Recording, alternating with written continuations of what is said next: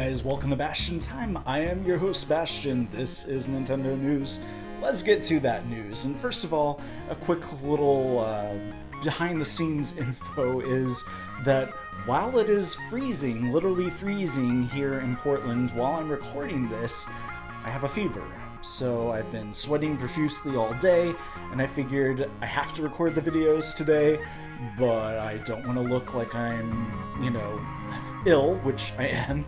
So I'll dig my tank top out of my summer clothes box, and that's why I'm wearing my Zelda tank top to kind of help me not sweat too much. I probably will sweat anyway. We'll see. Keep tuned. Stay tuned. Anyways, let's get to that first story, which is about, well, actually all three of these stories that we're going to talk about today are about Breath of the Wild. The first story is very interesting, and it's the fact that Famitsu, which is a Japanese gaming magazine, had some screenshots in it that we hadn't really seen before, and info that we definitely did not know before. And some of this info would be about each of the new characters that we've seen recently in the trailer. And we learned their names, we learned some background on them, we learned a very interesting piece which a lot of people are trying to extrapolate to then confirm things that we can't possibly know for sure. We'll get to that in a second. The first thing that I want to talk about, though, is the fact that there is both a Rito and a Zora in Breath of the Wild. And in case that doesn't immediately set your alarms off, that is a very strange occurrence, because if you have your Hyrule Historia at hand, you'll know that the Rito that we've only so far seen in The Wind Waker are the evolved version of the Zora, and the reason why they evolved from the Zora is because the whole world was covered in water, and I guess maybe Zora are freshwater, so if it's all covered in salt water, it wouldn't have worked out for them, so they had to become Rito to survive.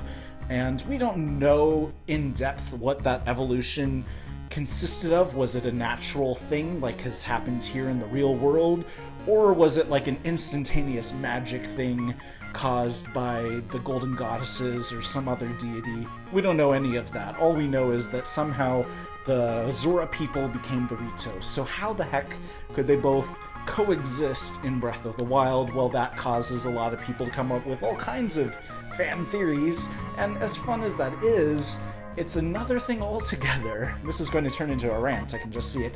It's another thing altogether when a Zelda fan site, I'm not going to name names, that particular site jumped to a wild conclusion and put out an article saying, it's confirmed, Breath of the Wild is about the convergence of the timelines. And it's like, we don't know that for a fact. It could be any number of reasons why we have both a Zora and a Rito in one game. One reason, which completely goes against that theory, is, and again, it's fine for them to have a theory. I just want to take a moment to say they were not positing it as a theory. They were saying, it's confirmed, we know for sure now, definitely the timelines converge in Breath of the Wild. And we don't know that. That may very well be the case, but it behooves a Zelda fan site to not jump to conclusions and put something out as fact that has not yet been confirmed.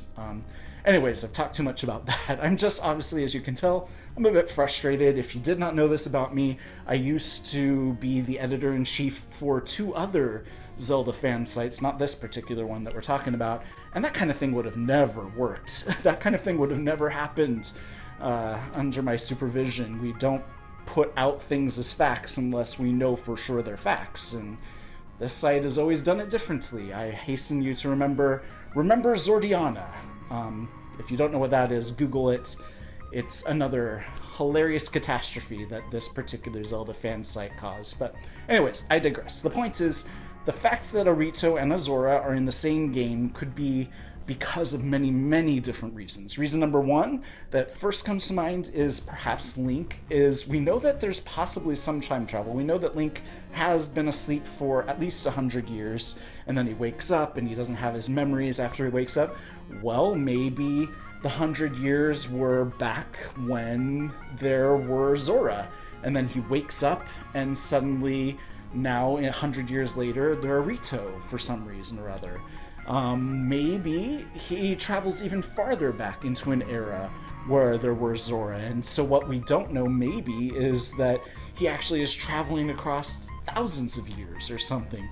We don't know anything for sure. Option number 2 is, sure, maybe there's a convergence of timelines like this fan site's positing. That would be interesting if all 3 timelines somehow kind of were forced to funnel into each other and then create a unified timeline.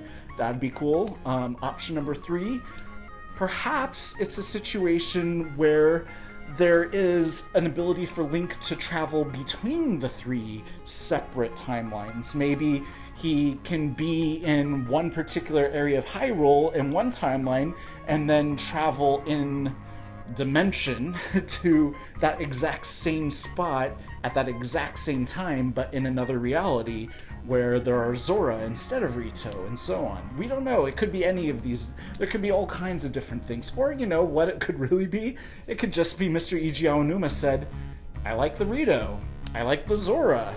Let's have them both in the same game. And then maybe somebody came up to him and said, Mr. Aonuma, remember the Zora evolved into the Rito? And then he could have his own explanation, like, yeah, well, maybe there was a certain society of Zora that were in freshwater and stayed Zora.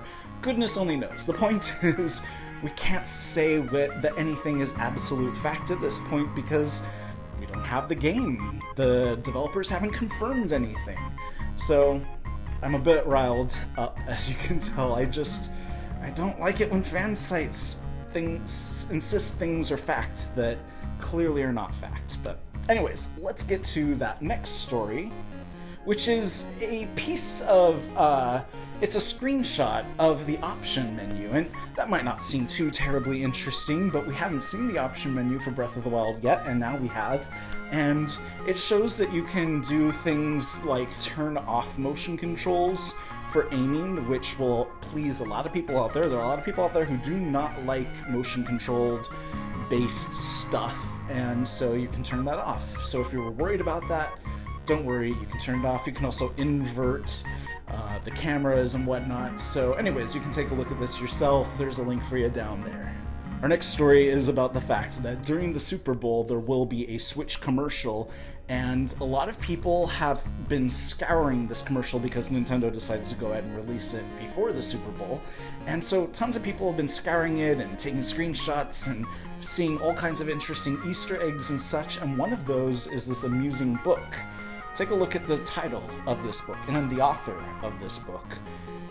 Pretty amusing stuff. In case you can't quite see it, there's a link down there for you, but let's just say it's a famous quote from the very first Legend of Zelda, and the author is kind of amusing. So anyways, look forward to watching that live during the Super Bowl myself. Are you guys going to be watching the Super Bowl? Let me know down in the comments. Anyways, that's it for this episode of Nintendo News. See you guys in a couple days, or actually tomorrow probably, for more news. Bye guys.